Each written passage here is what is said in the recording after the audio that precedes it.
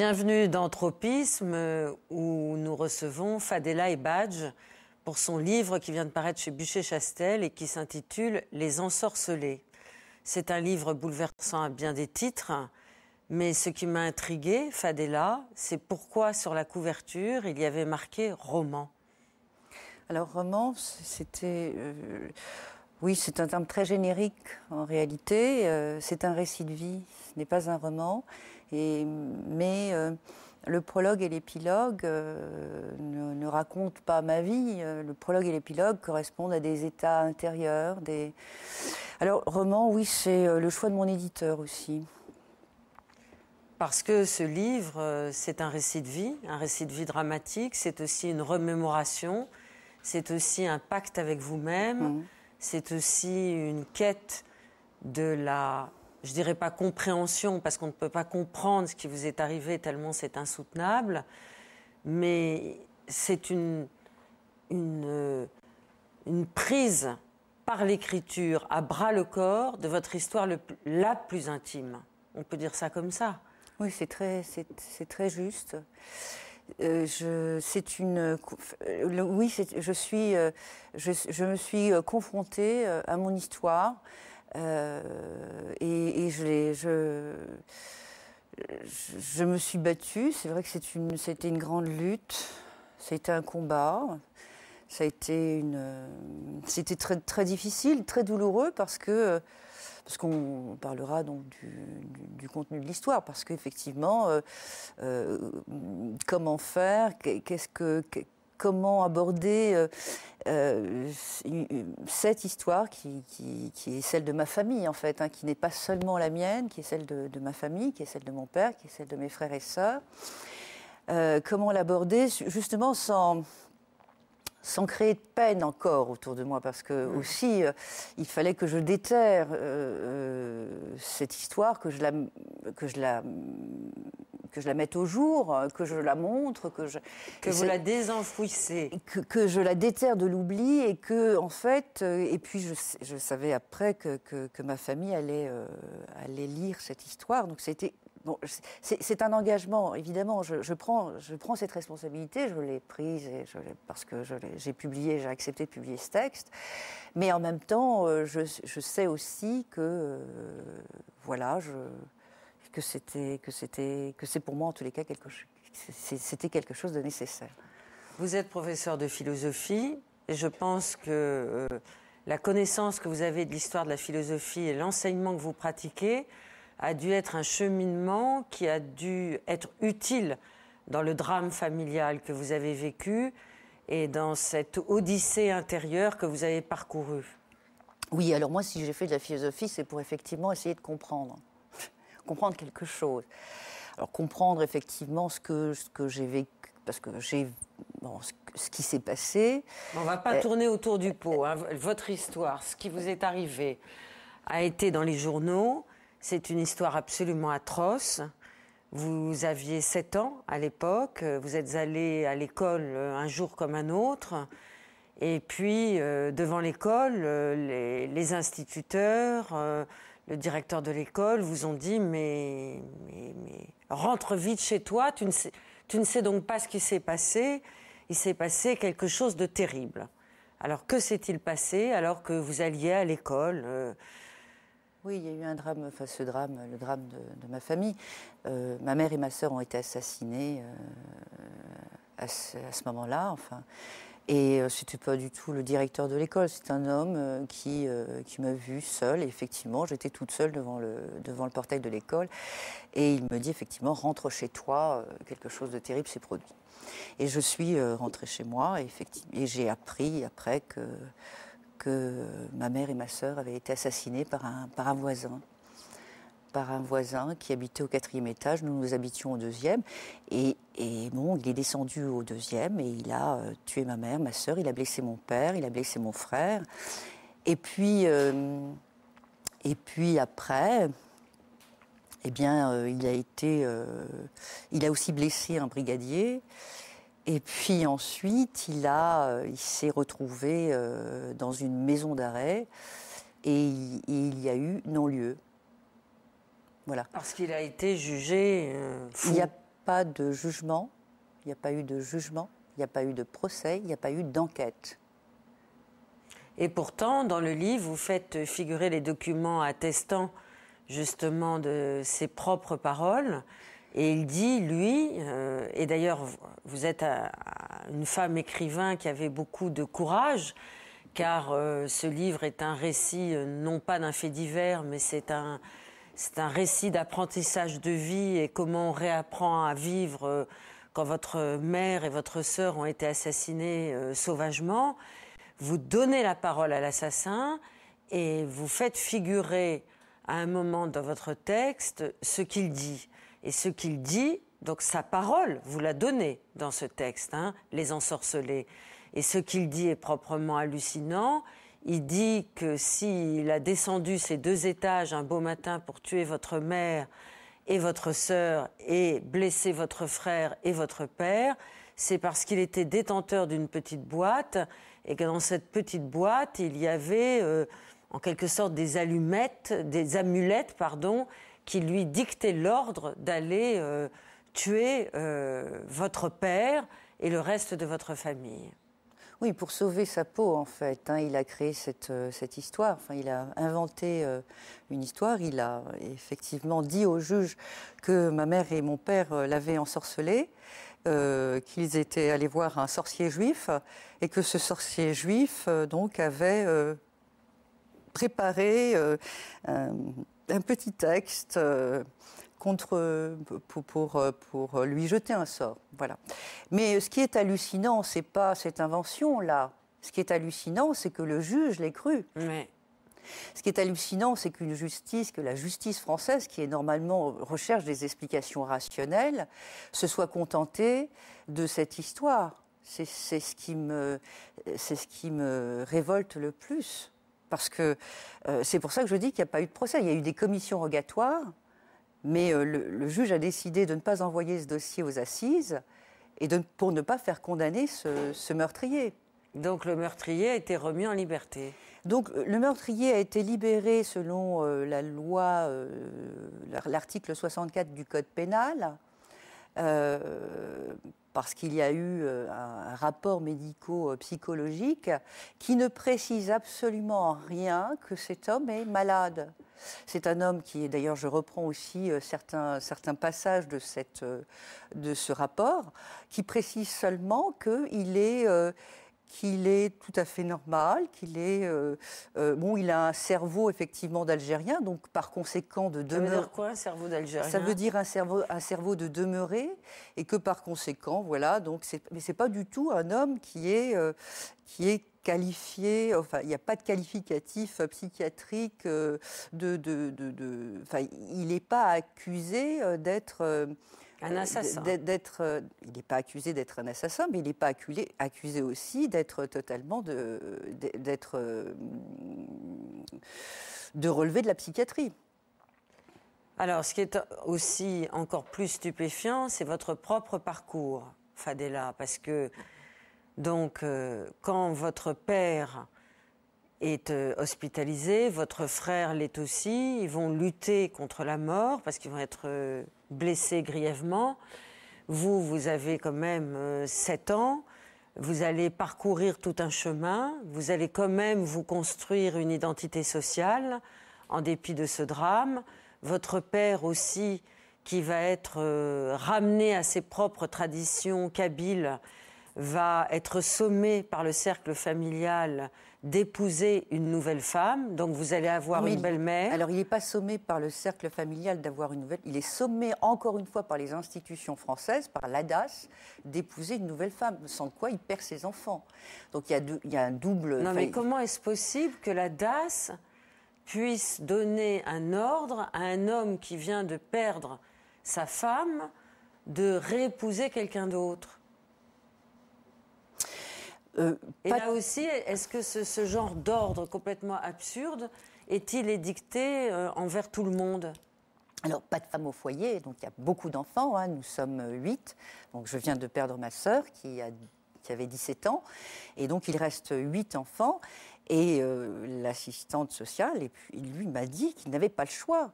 Et c'est vrai que quand au moment où il est revenu après avoir été hospitalisé, lorsqu'il est revenu à la maison, nous on avait commencé à s'organiser. On avait commencé à vous racontez, la fratrie s'était ressoudée. Oui, mais comme une espèce d'énergie extrêmement forte. Tout d'un coup, on s'organisait, et puis mon père nous annonce qu'il est obligé de se marier, sans quoi il nous perd. Il nous perdait. Hein, voilà, la DAS allait nous récupérer, donc pour ne pas nous perdre, il a dû se marier. Parce qu'un homme n'était pas censé pouvoir s'occuper de 8 enfants, aux yeux de la DAS. Oui.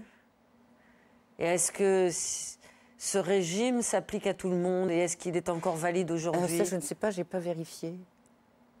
Et donc, on sent bien, à l'intérieur de votre récit, que cette femme qui va arriver, d'abord, elle va être complètement débordée par ses enfants qui sont un peu turbulents, qui sont d'abord dans le désespoir de la perte de leur mère et de leur sœur, mais qui sont aussi des enfants extrêmement intelligents, qui se débrouillent dans la vie, qui ont déjà leur marque.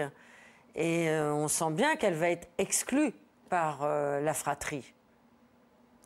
Oui, c'est vrai que je ne sais pas, je ne sais pas ce qu'elle a ressenti, elle. Hein. En tout cas, quand on lit le bouquin, on sent ça. On sent qu'elle ne sait pas quoi faire d'elle-même, elle se demande à quoi elle sert, pourquoi elle est là. Elle ne savait pas parler français, donc c'était un peu difficile. Mon père est allé la chercher en Kabylie, donc il fallait que... Donc, quand elle est venue en France, elle ne savait pas du tout parler français. Donc elle n'avait jamais vécu dans un appartement, il fallait qu'elle apprenne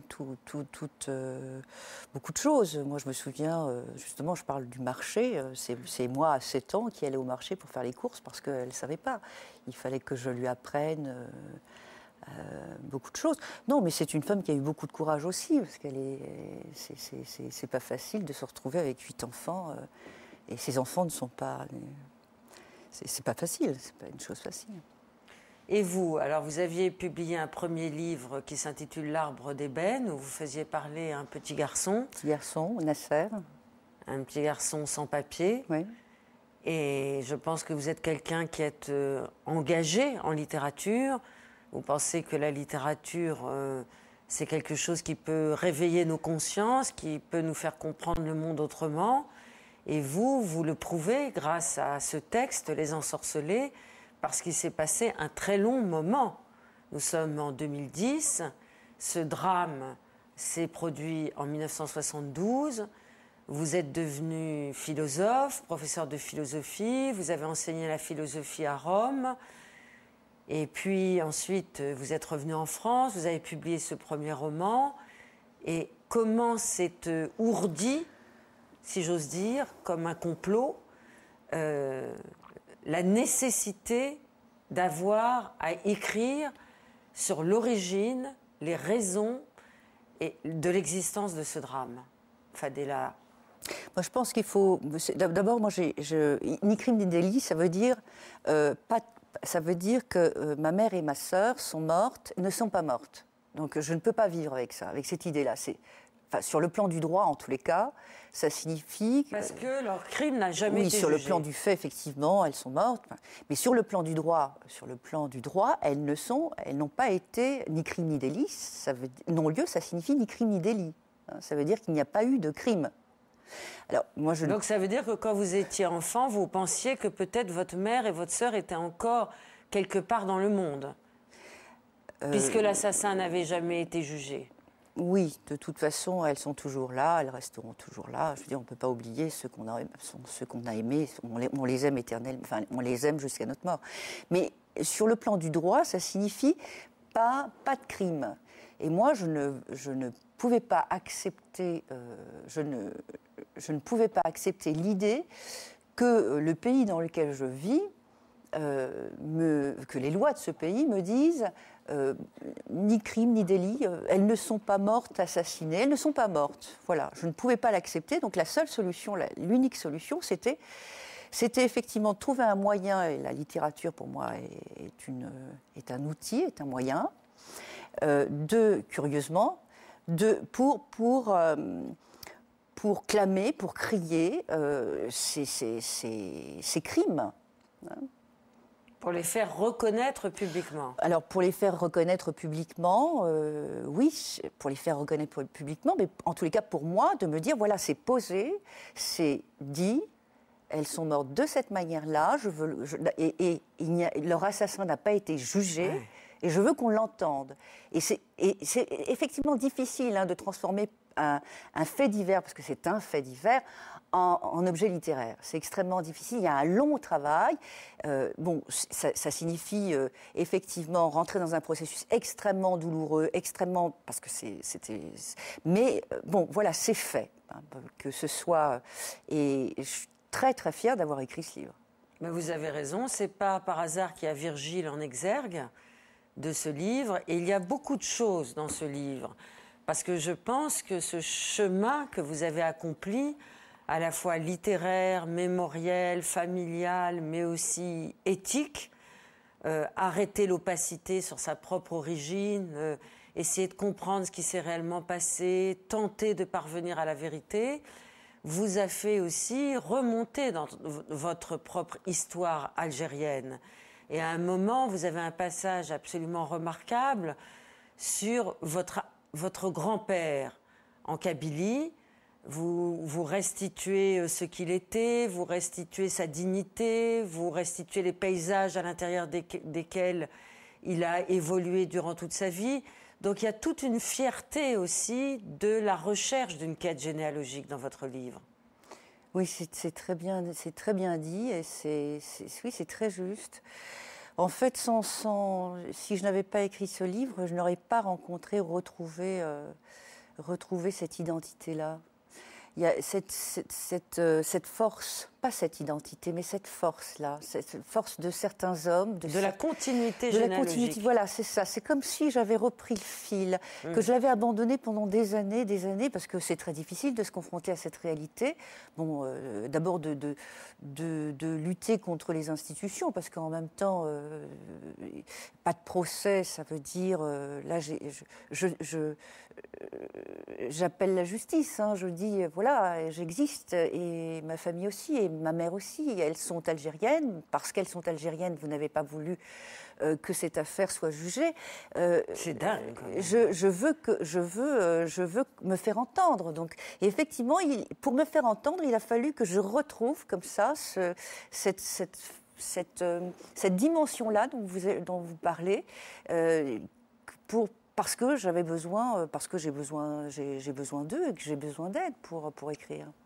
Il y a une autre dimension à l'intérieur de votre livre, puisque vous êtes livré à une enquête extrêmement précise et rigoureuse pour comprendre, disons pour élucider, parce que comprendre, on ne peut pas comprendre le geste d'un assassin qui vient tuer sa mère, sa sœur, et qui essaye d'ailleurs de tuer tous les autres enfants qui sont dans l'appartement à ce moment-là. S'il avait pu, il les aurait tous tués. C'est ce qu'on comprend quand on lit votre bouquin. Oui. Mais il y a une autre dimension qui est passionnante et qui est atroce en même temps, c'est que vous avez pu, et là aussi je rends hommage à l'écrivain que vous êtes, ce souci de vérité qui vous anime, vous avez pu reconstituer les circonstances du drame. Donc vous avez eu le courage d'accéder à la propre parole de l'assassin et à ce qu'il a dit et à ce qu'il a expliqué et aux raisons qui ont conduit cet homme à descendre par un beau matin de 2 étages pour essayer de tuer la famille qui habitait en dessous. Et on a expliqué tout à l'heure les histoires de sorcellerie complètement inventées pour essayer de se justifier. Mais ce qui est intéressant et passionnant, c'est la vérité de sa folie, peut-être de l'origine de sa folie. C'est qu'en fait, ce voisin, un jour, eh bien, il a eu une panne d'électricité dans son appartement. Et qu'est-ce qu'il a fait? Il est descendu voir vos parents et il a demandé à vos parents d'essayer de l'aider à réparer un fusible. Alors, c'est pas lui, c'est sa femme. Sa femme, oui. Bon, d'accord. C'est justement la raison pour laquelle il a expliqué ça. Alors, bon, parce que c'est dingue aussi. Ça, c'est l'explication de mon père. Non, Mais je suis sûre qu'elle est vraie. Je ne crois pas. Mais il y a d'autres explications. Je crois que bon, la première explication, c'est celle de mon père, parce que lui n'a pas de dossier. Il a demandé. Hein, il y a un délai de principe de 30 ans, et cette affaire est classée exceptionnelle. C'est-à-dire que au bout de 30 ans, il faut avoir l'accord du procureur de la République pour avoir accès à ce dossier. Non seulement il est classé affaire exceptionnelle, mais en plus, cette dérogation était nécessaire. Elle m'a été extrêmement difficile à obtenir, mais concernant alors, c'est pour ça que je pense qu'il y a une autre raison. Enfin, d'une part parce que j'ai eu beaucoup de difficultés à obtenir le dossier judiciaire et policier. Mais mon père m'a raconté justement que cet homme, elle n'était pas chez lui, mais ma mère et sa femme étaient très amies, elles étaient liées. Et cette femme n'avait plus de lumière chez elle, et elle a demandé à ma mère de venir l'aider. Ma mère est venue, mon père était électricien aussi. Ma mère est venue, a changé le fusible, et lorsque le mari est venu, est rentré chez lui, il a vu la lumière était rétablie, et donc il a pas compris. Il a pensé que c'était mon père qui était venu dans l'appartement et que mon père avait une relation avec sa femme. Donc il a été extrêmement violent avec sa femme, et elle s'est d'ailleurs retrouvée à l'hôpital, à la Salpêtrière. Mais je tiens aussi à souligner que dans le dossier, dans l'enquête, enfin cette espèce d'enquête, il n'y a pas d'enquête, mais on ne recherche absolument pas le dossier de la Salpêtrière, enfin on ne s'occupe absolument pas de la famille de l'assassin. Donc voilà, donc là, l'explication de mon père est celle-ci. Mais moi, je n'y crois pas. Pourquoi ? Parce que ces deux familles, donc ma famille et celle de l'assassin, étaient liées, et que je crois que, enfin, c'est une interprétation. Maintenant, je n'y crois pas. Je n'irai pas plus loin. Je crois absolument pas à cette histoire-là. Parce qu'on peut penser, nous, quand on lit votre livre, qui est très très bouleversant, Fadela, on se dit que cet homme, il a cru que c'était votre père qui avait échangé le fusible à l'intérieur de son appartement, que donc effectivement il y a peut-être eu une histoire de séduction dans sa folie à lui entre votre mère et lui. Et on se dit aussi que dans ces milieux-là, on est terriblement macho parce qu'on ne peut pas imaginer qu'une femme puisse changer un fusible. Oui, c'est ça, oui. Donc c'est un livre à la fois sur la quête d'origine, c'est un livre aussi sur le déni de l'égalité des Algériens en France à l'aube des années 70. C'est un livre sur le machisme terrible qui règne encore dans notre société. Et c'est un livre sur la quête très douloureuse de l'apprentissage de la vérité. Et en même temps, une fois que le livre a été terminé, une fois que vous avez décidé de le rendre public, votre famille l'a-t-elle lu, ce livre ? Oui, je pense. Enfin, je l'ai envoyé à mes frères. Vous êtes la seule à avoir mené l'enquête dans votre famille ? Oui, je suis là. D'ailleurs, c'est difficile pour eux. C'était beaucoup plus difficile pour eux, beaucoup moins pour moi. Si, c'était difficile, mais voilà, je l'ai fait parce qu'il fallait que je le fasse. Maintenant, on commence à en parler. Avant, on n'en parlait pas.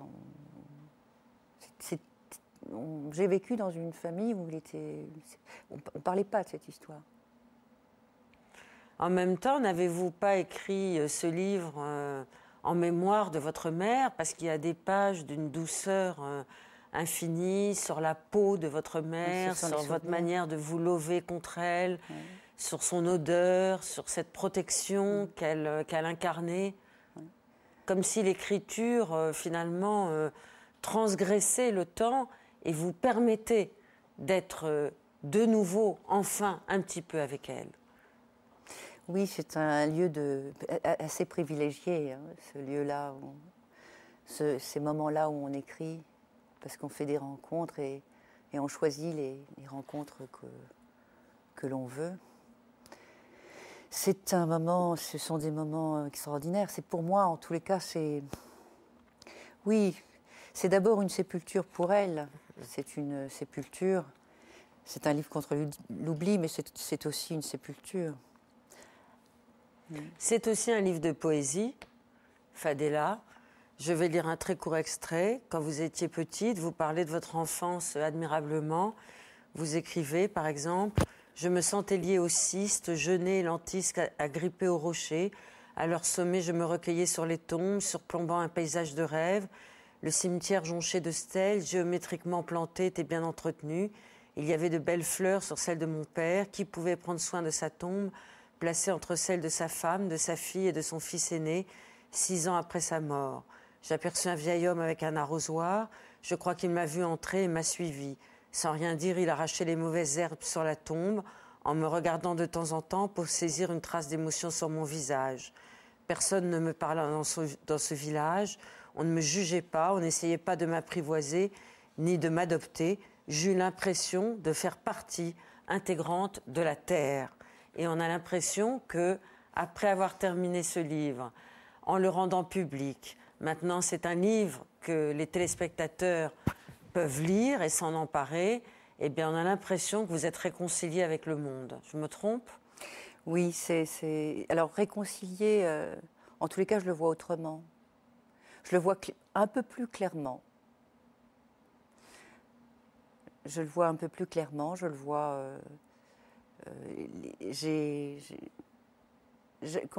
j'avais écrit 2, 3 textes avant celui-ci, et quand je les ai relus après, je me suis aperçue que j'étais vraiment très loin de la réalité. Donc finalement, cette réconciliation dont vous parlez, c'est plutôt une rencontre avec la réalité. Merci infiniment, Fadela Ebadj. Merci à vous. Pour ce livre donc, qui vient de sortir et qui s'intitule « Les ensorcelés » aux éditions Buchet-Chastel.